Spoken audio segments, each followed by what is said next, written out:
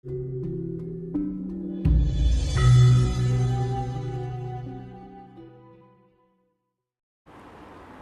saya yang terakhir, oret-oretan bukan kitab, itu namanya Jamus Kalimosodo. Jamus Kalimosodo. Itu pusakanya Prabu Puntadewa, ya. Itu di situ saya jelaskan asal mulanya alam semesta ini dari sentral titik aktivitas minus. Titik itu apa? Titik itu Tuhan. Loh, Tuhan kok titik? Lah ini saya mencari teori sendiri kok. Apa bisa diwujudkan? Bisa. Dan tankina yang apa? Karena tidak mampu manusia melihat, tidak mampu manusia menjangkau dan memahami tentang itu. Sampai melakukan sekarang. Sama lihat ini kotak ini sekian. Kebiur-kebiur kecil-kecil deh. Kalau mata dipejamkan gini lebih terang.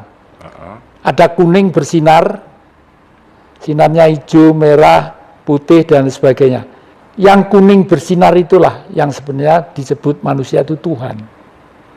Kalau Allah itu apa? Seru sekalian alam. Makanya orang Islam itu sebenarnya juga benar. Asyhadu alla ilaha illallah wa asyhadu anna Muhammad Rasulullah. Allah itu Tuhan, tapi Tuhan bukan Allah. Apa bedanya? Kalau Allah itu seru sekalian alam, ya bumi ini, ya air laut, sak samudra kuwi, ya toh. Meliputi seluruh alam semesta. Oh iya, ya matahari, ya planet-planet itu, ya bintang-bintang itu, ya bulan itu. Nah, itu adalah Allah. Tapi kalau Tuhan, sinarnya. Kalau ruang segini itu sinarnya berapa deh ini? Gak bisa ngitung. Iya. Itulah yang disebut tankino yongopo. Tapi kalau mampu dirinya, rasonya itu bahwa sinar ini ada di dalam tubuh setiap kehidupan, ya.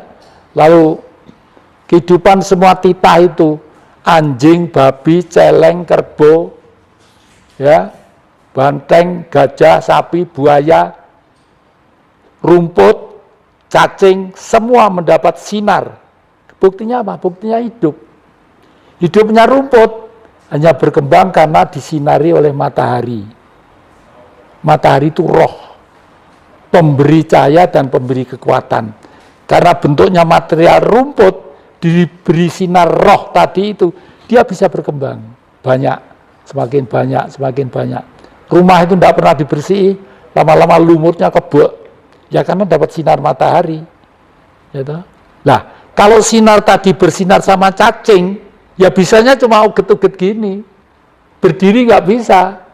Karena memang cacing tugasnya ada sendiri. Cacing itu tugasnya adalah memproses suatu benda dari material kasar untuk nanti suatu saat akan menjadi material halus. Makanya resek-resek kumpulan batang-batang atau bangkai-bangkai itu lama-lama banyak cacingnya. Karena tugasnya makan itu. Sebagai pengurai. Ya iya, sebagai pengurai ya. Tapi di paling titah, semua titah itu yang paling istimewa, sinar itu bercahaya pada otak manusia kita ini.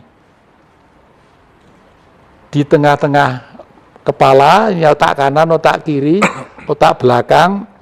Di tengah ada ruang ovum. Menurut kedokteran disebut ovum, katanya kosong. Sebenarnya kosong, itulah sinar. Sinar Tuhan itu berada di situ.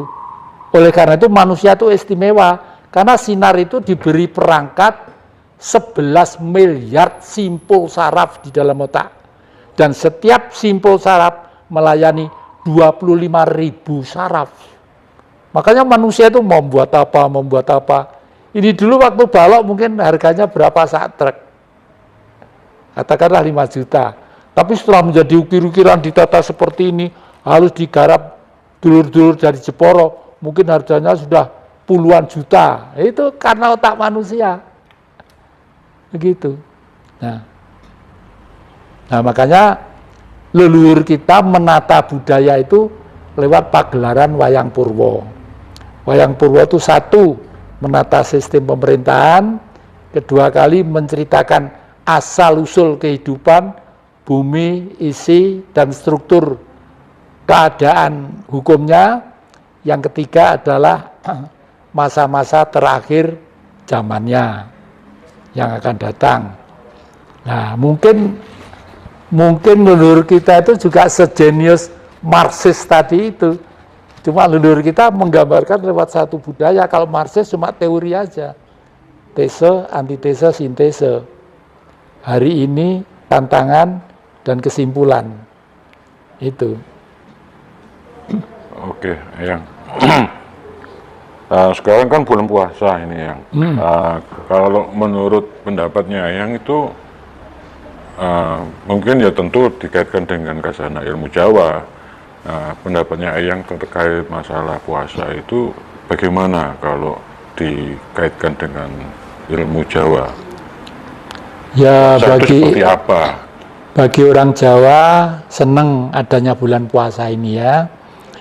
Paling enggak itu 1 bulan itu ada kegiatan-kegiatan yang akan mendorong jiwa person-person itu untuk menanggulangi diri dari kehendak-kehendak yang negatif gitu ya. Tapi mudah-mudahan lah waktu tadarus, taraweh, tadarus itu semakin dewasa gitu lah. Ojo berpuluh kali, beratus kali, beribu kali puasa, tapi kemanusiaan semakin merosot. Jadi orang Jawa selalu berharap seperti itu. Orang Jawa itu lalu kitabnya apa buku nih? Orang Jawa itu sebelum ada buku ciptaan pabrik, Dek. Kalau Taurat, Zabur, Injil sampai Al-Quran itu ciptaan pabrik. Al-Quran itu yang asli di Timur Tengah itu ada di situ 6.072 ayat. Di Malaysia 6.573 ayat itu ada. Di Indonesia 6.666 ayat. Kok tidak sama ya? Nggak sama. Karena setiap situasi politik, setiap kehendak politik selalu menggunakan kitab suci itu sebagai tenaga subjektivitas. Karena manusia menganggap itu adalah satu-satunya acuan. Tidak Al-Quran saja, Injil juga berubah. Injil itu ada. Injil yang lama ada kata-kata the Queen of the South Sea, seorang ibu ratu emas yang ada di Laut Selatan. Injil yang baru tidak ada, Dek. Karena mungkin gereja-gereja juga menganggap itu perbuatan syirik, perbuatan musyrik, perbuatan nyimpang. Padahal kenapa di sana orang Jawa kok percaya? Karena air yang sedemikian banyak itulah perwujudan Tuhan tadi itu. Buktinya apa? Memberi kemurahan. Disinari matahari, laut itu menguap, jadi mendung, jadi hujan. Jadi hujan, pohon-pohon menjadi subur, tanaman-tanaman menjadi baik. Artinya sumber-sumber menjadi manusia semakin hidupnya semakin enak dan bahagia. Itu makanya ini saya ilmiahkan di buku itu bahwa semula kehidupan dari sentral titik aktivitas minus. Karena hidup itu hukumnya plus dan minus, kalau titik itu kita berbesar menjadi huruf 0. Netral. 0, 0 ya. Karena hidup garis tengah ini plus, bawah minus. Kalau orang Jawa dulu merebut Bopo Angkoso Ibu Bumi. Bumi itu tidak ada tanpa angkasa. Makanya Bopo Angkoso Ibu Bumi itu. Nah, terus setelah waktu itu karena plus minus gesekan, karena matahari itu tidak satu, di sana ada matahari, di sana ada matahari, akhirnya udara itu kan lentur begini, Dek, bergerak. Udara bergerak karena udara itu isinya tadi itu plus minus tadi itu gesekan plus minus lap keluar. Di kitab suci ditulis tanah dan air berputar-putar di udara, dibakar api yang membara. Nah, setelah api terhimpun kembali, retak gitu ya, akhirnya timbullah magma untuk mengikat bumi ini. Begitu. Terus berarti puasanya orang Jawa itu sama puasanya orang Islam itu apa ya, sama ya? Apa enggak sama ya? Ya kalau Ramadan itu puasanya orang Islam. Kalau Jawa itu istilahnya tirakat. Ya, tirakat. Simpel banget.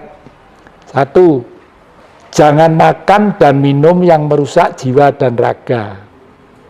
Itu. Yang kedua, ya itu aja hukumnya, jangan makan dan minum yang merusak jiwa dan raga.